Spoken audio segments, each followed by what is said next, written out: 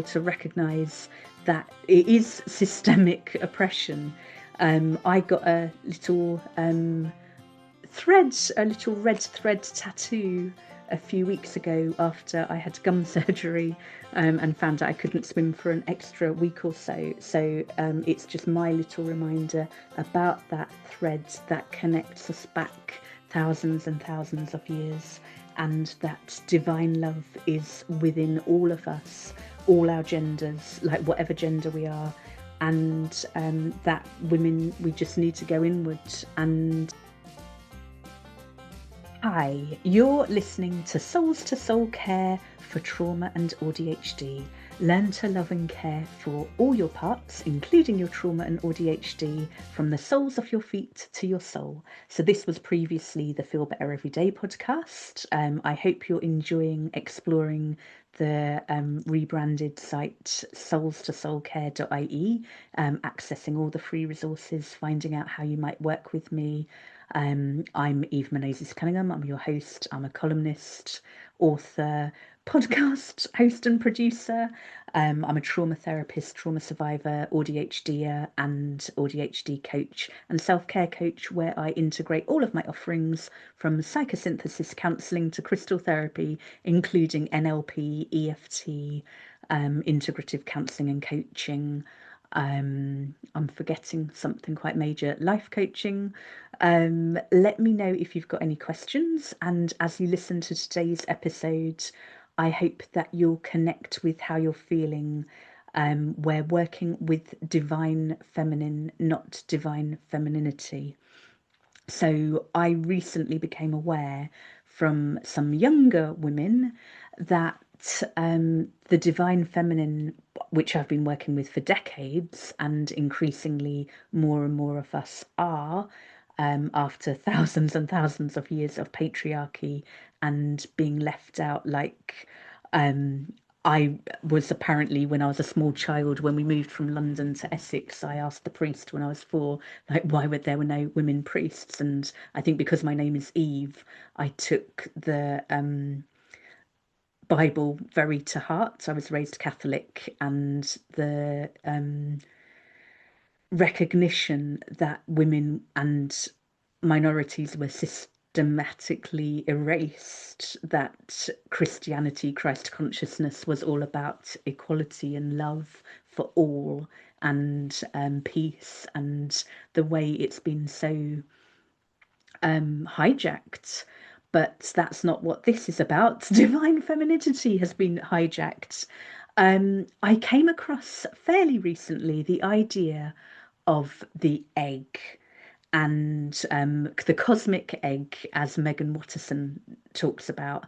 And the idea is that it's this ultimate, like, kind of, in her beautiful card, the Divine Feminine Oracle. The cosmic egg made me think of something I heard through Kate Northrup.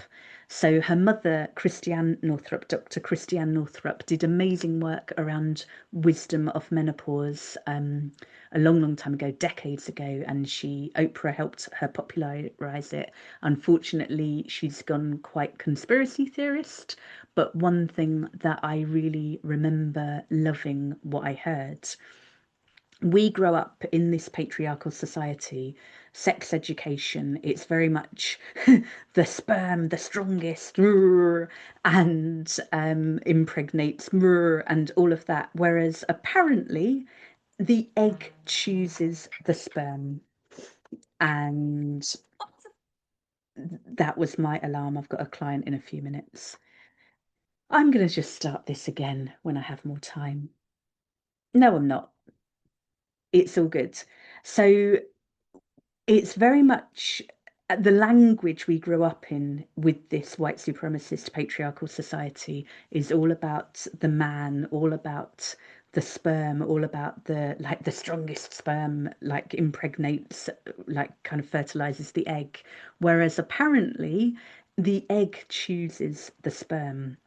So where I heard about how divine femininity was being used against women, the idea of being very passive, being very receptive in a way of being very submissive. Like we all have masculine energy, we all have feminine energy, and the more in balance we are, the more we're using all of it, the more joyful and lovely our lives are.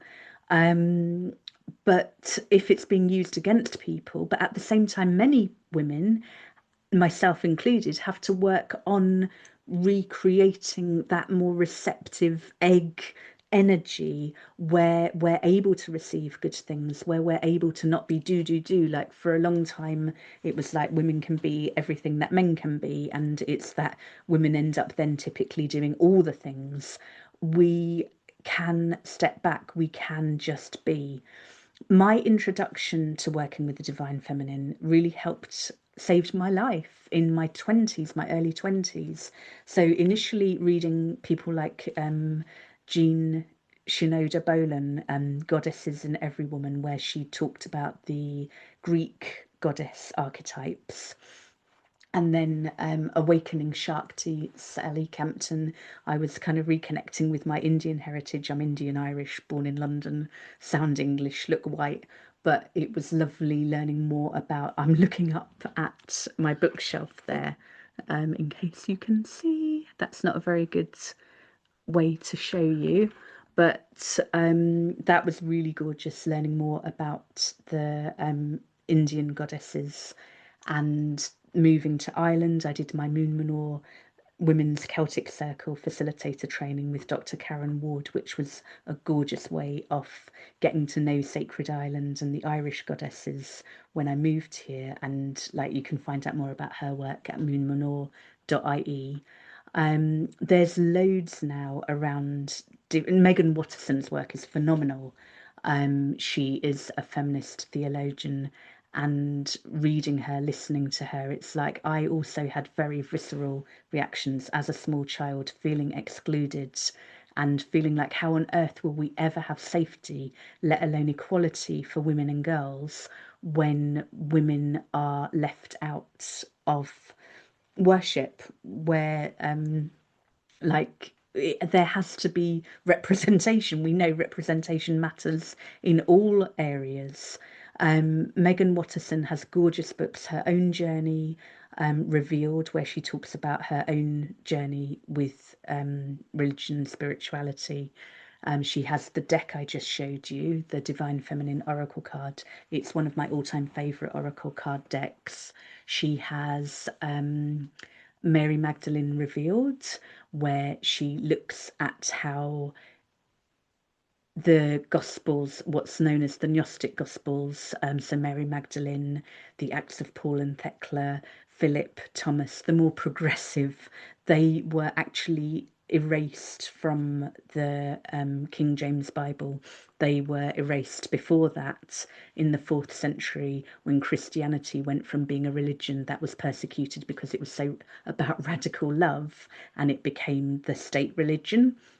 So it's a bit of a blow, it's a bit of a, and also it's wonderful to recognize that it is systemic oppression. I got a little thread, a little red thread tattoo a few weeks ago after I had gum surgery, and found out I couldn't swim for an extra week or so. So it's just my little reminder about that thread that connects us back thousands and thousands of years, and that divine love is within all of us, all our genders, like whatever gender we are. And that women, we just need to go inward. And so I'm hoping that with this episode, it will encourage you to connect with the divine feminine in an empowering way for yourself, to learn to receive, to learn to just be, making yourself safe enough, like doing the work with your nervous system to heal things that might have kept you hypervigilant, and knowing that the safer and more connected we can be, the easier everything gets, the more we're co-creating a wonderful life, a wonderful world. We need to be empowered and like working with polyvagal informed approaches, so where I use the cats, the polyvagal pairs, helping us feel that safety, that connection, and that abundance, and that capacity to like build longer tables to feed people rather than walls to keep them out. So, when you think about the Feel Love Heal framework, if you're familiar with this podcast and my work, my column for Platinum, I use that framework and often with my clients. But feel it's basically a way of working with whatever bandwidth you have for self care, uppercase self care, that like kind of highest, wisest, truest, wildest, most joyful, brilliant, and miraculous part of yourself, and collective care, that co-regulation, we heal in connection. So for the feel part of the framework, notice how you feel at the thought of divine femininity. Maybe journal around it. Divine femininity or divine feminine, what feels more relevant for you? What feels, and if you're a man or if you're non-binary, what does the divine feminine evoke for you? And what might you do to heal your relationship with the divine feminine? What might you do today? Um, I love sometimes going up to the local village, Ahagawa, where I live, and seeing a real life ancient Sheila na gig. And I have a little Sheila na gig here where they're around Scotland and Ireland and other parts of the world. But it's like Laura Dowling has that gorgeous book, Love Your Vulva.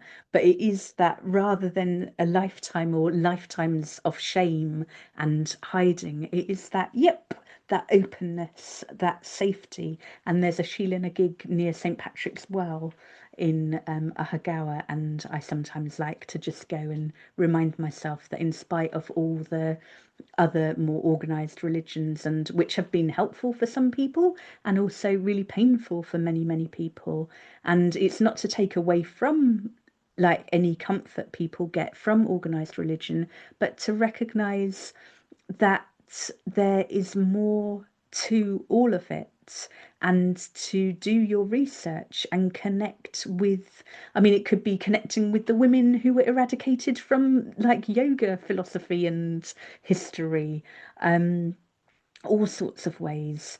Think about, like, I'm realizing that had I organized this better, I could have done this for International Women's Day. It won't be out in time, but every day, the more we connect, the more we remember that just like men, just like everyone, we are part of the divine, and we can find that within us. And it takes some work. So I highly recommend Dr. Karen Ward's work, but also, really, if you want a lot of history, um, she's phenomenal, Dr. Megan Watterson.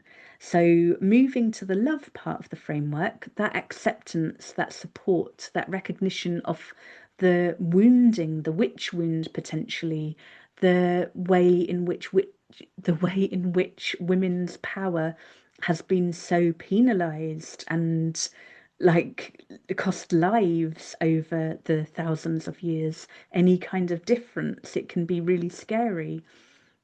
um, Really doing what you can to make yourself feel safe, to accept your power, to accept your vulnerability, to accept your whole self, and working with goddess archetypes. Like the goddess, it used to be a not very familiar word, and then it got, like so many things, commodified, and to market things like, I'm thinking, I think there was a Venus razor for shaving your legs, because of course a normal Bic razor wouldn't do. And the more you actually connect with, like, the more you research the goddess archetypes from your traditions, like from where you are in the world, your heritage, where you're drawn to, where you're appreciative of, not in a cultural appropriation sort of way, but just to educate yourself, just to learn more and more, and connect, like rebalance those stories for yourself, and know you are part of the divine. We are all made of stardust. It's not about being better than men in any way, shape, or form. It's not about inequality. It's not about, like, a matriarchy isn't the answer to the patriarchy. It is about equality, but finding within yourself that love, that acceptance for how your life would have been different and probably much, much better growing up in a more equal world where the divine masculine and the divine feminine were appreciated, honoured, cultivated, and just being open to what comes up for you in terms of what you might do to do that for yourself. Moving then to the heal parts of the framework and thinking about how you might connect with others. So you might want to, like, I run monthly lunar circles. I've moved them to the full moon rather than the waning half moon. But there's actually, I've not met her yet, but I've seen her Instagram, Clodagh O'Connor. She is a high priestess, Temple of Remembrance in Mayo, County Mayo. And check out people near you, check out people online, check out people you're drawn to. I'm not saying in any way, shape, or form to give your power away. I'm talking about finding sisters, finding people you feel safe and connected to and who you can heal with, because we heal by co-regulating. And the safer we are, the more welcome we are, the more loved we are, the more we can all thrive, and the more we can all birth a world in which everyone feels safe, welcome, loved, and able to thrive. So thank you for listening. I'm your host and producer, Eve Menezes-Cunningham. You can find links and the full transcript and more in the show notes via soulstosoul.ie/podcast. And I'm looking forward to sharing more next week. But in the meantime, just scan your whole self, all your parts from the soles of your feet to your soul right now, and notice any parts, like what you're feeling, like the most prominent physical feeling, the most prominent emotion, whatever is speaking to you. It might be a thought, it might be an image, but make some notes for yourself. Remember, you don't need anyone else. You know what's best for yourself. Connect with that inner knowing, connect with your inner divinity, make space and time for that stillness, for that wisdom, for that knowing, and let me know if it feels good, how you're getting on. I look forward to sharing more. I look forward to hearing from you, and thanks again for listening.